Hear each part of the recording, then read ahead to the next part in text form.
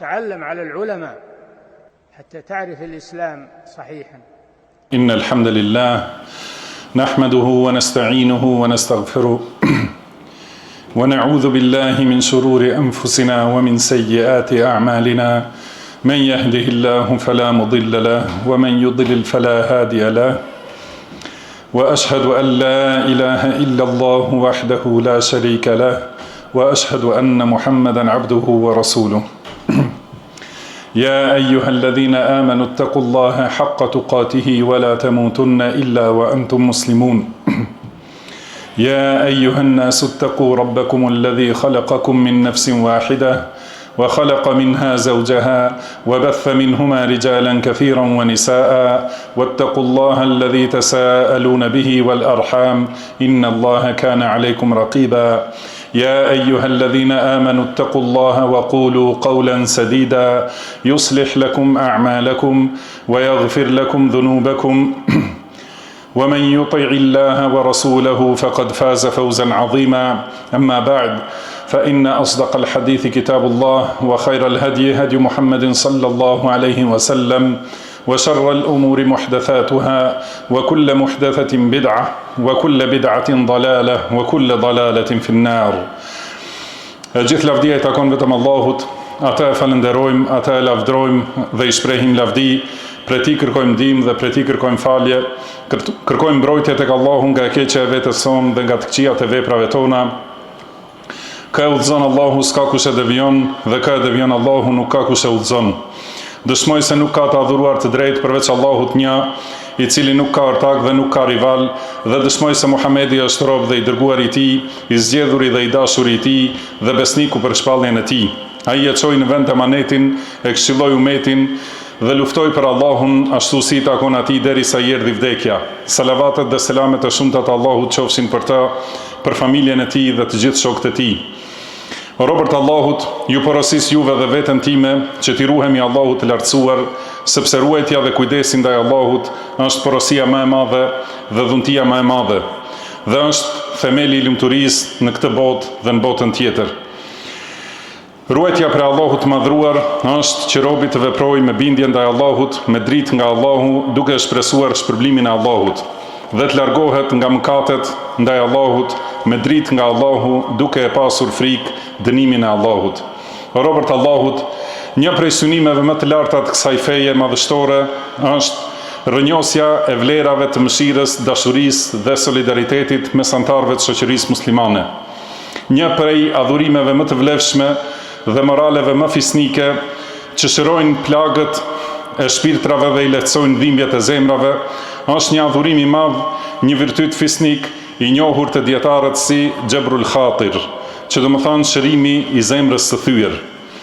Shërimi I zemrës së thyer është një fjalë e mirë që I thuhet njeriu të lënduar, një përkdhelje e dhëmshur mbi kokën e një jetimi, fshirja e lotit të një të pikluari, ose plotësimi I nevojës së një të dobti.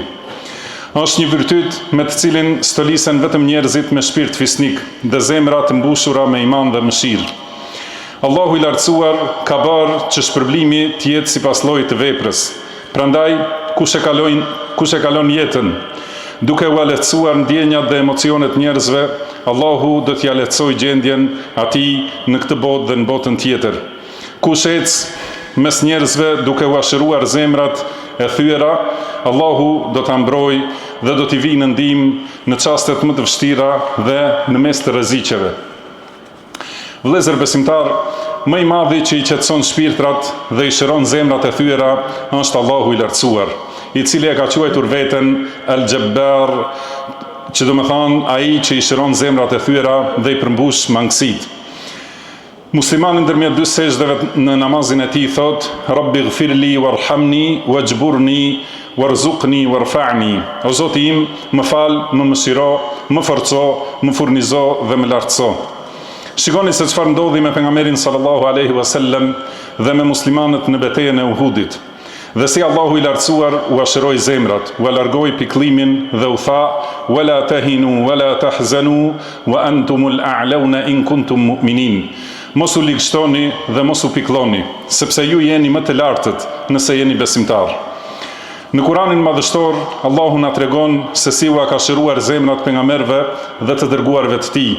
Kur zemra e Musait alayhis salam dëshiroi ta shihte Allahun e lartësuar dhe ja kërkoi këtë, Allahu e njoftoi se kjo nuk do t'i mundsohej në këtë botë. Pastaj e ngushëlloi dhe ja shëroi zemrën me nderin e madh që ja kishte dhënë, duke i thënë: "Ja Musa, inni stafaytuka 'ala an-nasi bi risalati wa bi kalami, fa khudh ma ataytuka wa kum min ash-shakirin." O Musa, unë të kam zgjedhur mbi njerëzit me shpalljet e mia dhe me të folurit tim. Prandaj merre atë që ta kam dhënë dhe bëhu prej falënderuesve. Shikoni edhe gjendjen e të dërguarit të Allahut, Jusufit alayhis salam, kur u hodh në pus ende fëmijë, i vetëm dhe pa askënd pranë vetes. Allahu ja shëroi zemrën dhe ja dha premtimin e së vërtetës. Wa auhayna ilayhi latunabbi'annahum bi amrihim hadha wa hum la yash'urun. Dhe ne i shpallëm atij, ti një ditë do t'i njoftosh ata për këtë vepër të tyre, ndërkohë që ata nuk e ndjen. Po kështu edhe nana e Musait alayhis salam. Allahu ja forcoi zemrën dhe udhëzoi drejt asaj që ishte më e mira. Ka thënë Allahu i lartësuar: "Wa auhayna ila ummi Musa an ardi'ih, fa idha khifti alayhi fa alqihi fil yammi wa la takhafi wa la tahzani, inna radduhu ilayki wa ja'iluhu min al-mursalin." Kështu ne frymëzuam nënën e Musait. Jepi gjij atij dhe kur të trembësh për sigurinë e tij, hidhe në lum, pa pasur frikë dhe as dëshpërim, me siguri që ne do të ta kthejmë ty atë dhe do ta bëjmë të dërguar. Dhe në fund kësaj historie thot: "Faradadnahu ila ummihi kay taqarra 'aynuha wa la tahzan wa li ta'lama anna wa'da Allahi haqq walakinna aktharahum la ya'lamun." Kështu ne kthyem atë te nana e vet, që ajo të gëzohej e të mos pikëllohej dhe që ta dinte se premtimi i Allahut është i vërtetë, por shumica e njerëzve nuk e dinë. Kur pejgamberi sallallahu alaihi wasallam u dëbua nga vendlindja e tij Mekka, e cila ishte vendi më i dashur për të, ai qëndroi para se të largohej në një vend të quajtur El Khazwara, një kodrin që shikon nga qabja dhe tha: "Ma atyabaki min balad wa ahabbaki ilayya ولولا أن قومي أخرجوني منك ما سكنت غيرك." Sa vend i mirë që je, sa i dashur je për mua, po të mos më kishte dëbuar populli im prej teje, nuk do të banoja askund tjetër. Transmeton Tirmidhiu dhe Albani thotë se është sahih.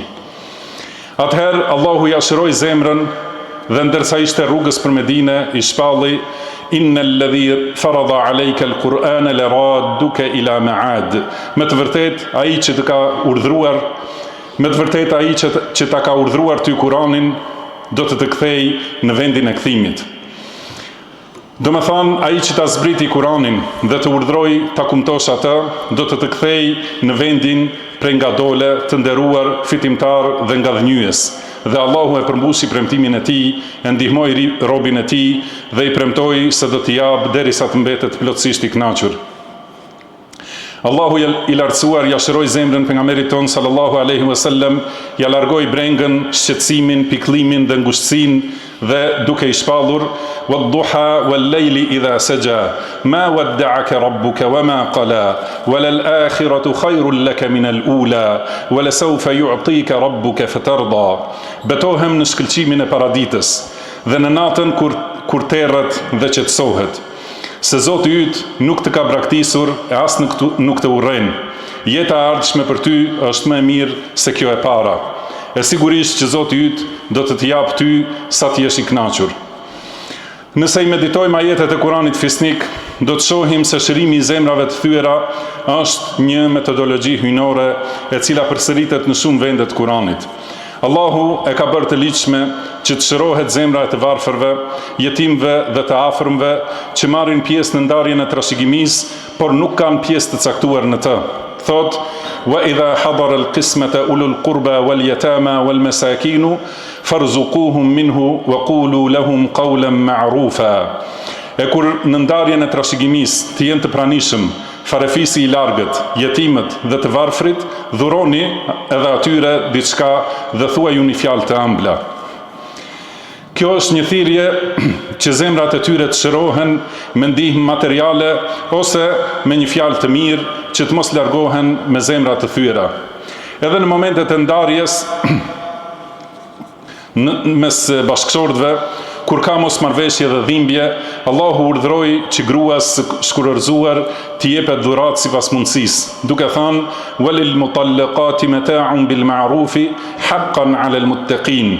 Grave të ndara u takon një dhuratë e mirë. Kjo është detyrë e të devotshmëve. Allahu i madhruar e ndaloi ashpërsinë ndaj jetimit dhe qortimin e lypsit. Ka thënë: "Fa amma al-yatima fala taqhar, wa amma as-sa'ila fala tanhar." Prandaj jetimin mos e shtyp, lypsin mos e largo, mos e qorto. Allahu ja shëroi zemrën pejgamberit sallallahu alaihi wasallam në shumë raste. Kur u pikllua nga fjalët e idhujtarëve, Allahu ja qetësoi zemrën duke i thënë: "Qad na'lamu innahu la yahzunuka alladhi yaqulun, fa innahum la yukadhibunaka walakinna adh-dhalimina bi ayati Allahi yajhadun." Ne e dim se ty të pikllon ajo që thon ata. Në të vërtetë, ata nuk të zënë ty gënjeshtar, por keqbërësit po i mohojnë shpalljet e Allahut. O musliman, i dërguari Allahut sallallahu alaihi wasallam ishte shkolla më e mirë praktike në shërimin e zemrave të thyera. Suneti i tij fisnik është i mbushur me ngjarje dhe me thënie që dëshmojnë këtë.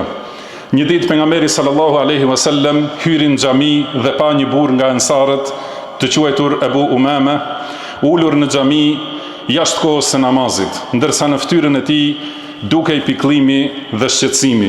Pejgamberi sallallahu alaihi wasallam nuk e shpërfilli, por ju afrua dhe duke ja lehtësuar zemrën i tha: "O Ebu Umame, pse të shoh ulur në xhami jashtë kohës së namazit?" Ai tha: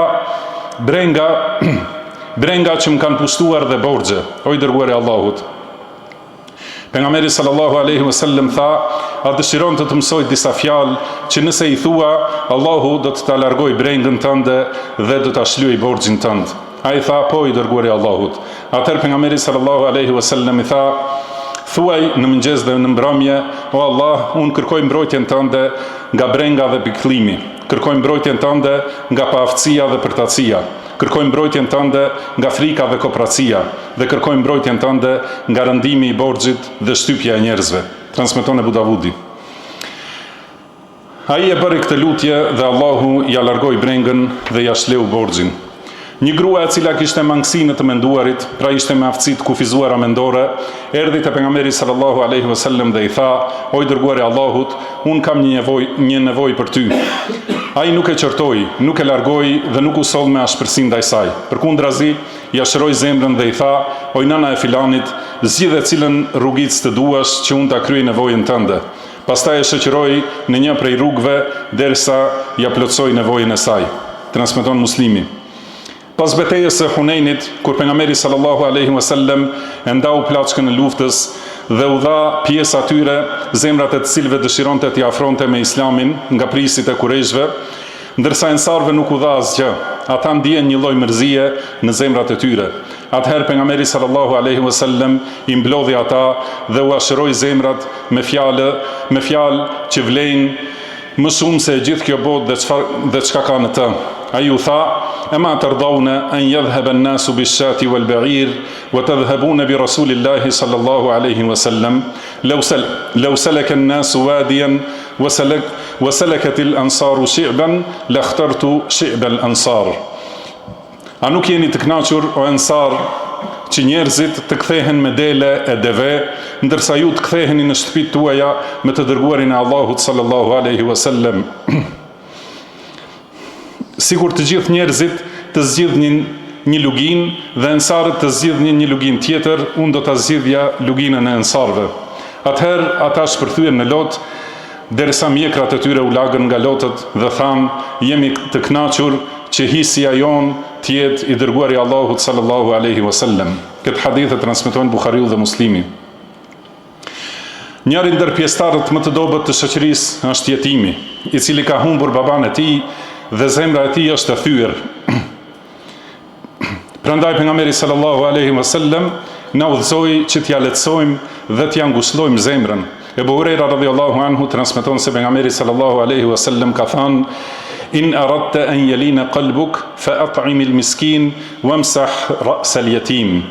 Nëse dëshiron që zemra jote të zbutet, ushqeje të varfrin dhe lëvatoje kokën e jetimit. Transmeton Ahmedi dhe Albania ka vlerësuar si hadith hasan. Selefi ynë i devotshëm e kuptoi thellë këtë virtyt madhështor dhe e zbatoi atë në jetën e tyre. Imam Sufjan al-Thauri, Allahu e mëshiroft, ka thënë: nuk kam parë ndonjë adhurim me të cilin robi afrohet Zotit të tij më shumë se sa shërimi i zemrës së vëllait të tij musliman. Disa prej selefit thoshin: kush ecën mes njerëzve duke u ashëruar zemrat e thyera, Allahu do ta arrijë me ndihmën e tij në mes të rreziqeve. Pra ai që përpiqet t'u largojë njerëzve brengat dhe t'u largojë mërzit, Allahu do ta marrë në mbrojtjen dhe përkujdesin e tij në kohët e vështira.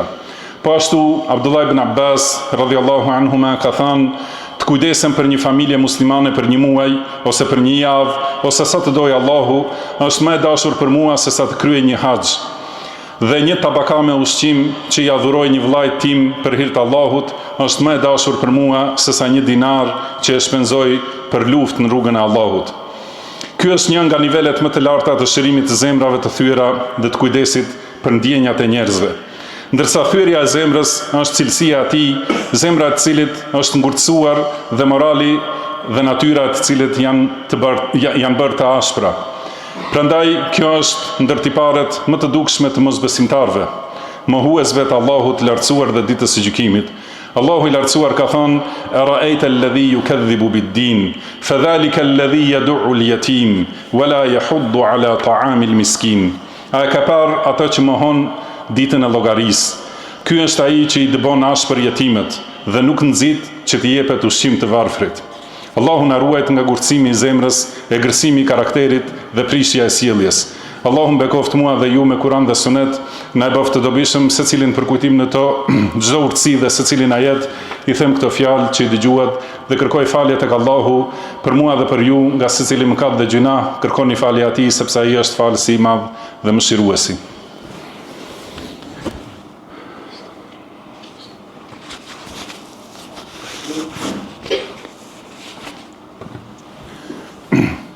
الحمد لله على إحسانه والشكر له على توفيقه وامتنانه وأشهد أن لا إله إلا الله وحده لا شريك له تعظيما لشأنه وأشهد أن نبينا محمدا عبده ورسوله الداعي إلى رضوانه صلى الله عليه وعلى آله وأصحابه وإخوانه وسلم تسليما كثيرا.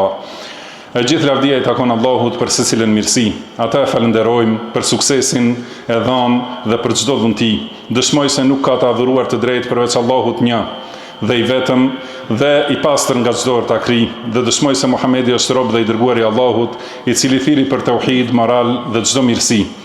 Salavatet dhe selamet e shumta të Allahut qofshin për të, për familjen dhe shokët e tij në përgjithësi. Mëtej ju porosis ju dhe veten time me takua, kush i ruhet Allahut, ata Allahu e ruan, e ndihmon dhe Allahu i mjafton. O robërt Allahut, më meritorët për shërimin e zemrës së thyer dhe më parsorët për dëgjimin e fjalës së ëmbël, për mirësinë dhe për sjelljen e butë janë njerëzit e shtëpisë tënde. Bashkëshortja jote, e cila e ka lënë shtëpinë e familjes së saj për të qenë strej për ty dhe shoqe në jetën tënde. Sheriati Islam e ka bërë shërimin e zemrës së bashkëshortes një nga themelet e jetës bashkëshortore, ku Allahu i madhruar thot: "Ashiruhunna bil ma'rufi, fa in karihtumuhunna fa asa an takrahu shay'an wa yaj'al Allahu fihi khayran kathira." Jetoni e silluni mirë me to. Në qoftë se ato nuk ju pëlqejnë aq shumë, duroni, sepse është e mundur që juve të mos ju pëlqej diçka, por që Allahu në atë t'ju sjell shumë të mira. Dhe sjellja e mirë nuk kufizohet vetëm në ushqim, shpenzim dhe sigurim të nevojave materiale, por përfshin para së gjithash fjalën e mirë, dëgjimin e mirë, mbylljen e syve në rast gabimi apo mangësie dhe shërimin e zemrës së thyer. Pejgamberi sallallahu alaihi wasallam i vendosi bazat më të arta për ruajtjen e ndjenjave të bashkëshorteve dhe shërimin e zemrave të tyre. Ka thënë: "Men kana yu'minu billahi wal yawmil akhir, fa idha shahida amran falyatakallam bi khairin aw liyaskut. Wastawsu bin nisa, fa inna al mar'ata khuliqat min dil'in wa inna a'waja shay'in fi ad-dil'i a'lahu in dhahabta tuqimuhu kasartahu wa in taraktahu lam yazal a'waj istawsu bin nisa'i khayra. Kush beson në Allahun dhe ditën e gjykimit, kur të shohë ndonjë çështje, ose le të flas mirë ose le të hesht, silluni mirë me gratë. Gruaja është krijuar nga brinja dhe brinja është e shtrembërt në maj.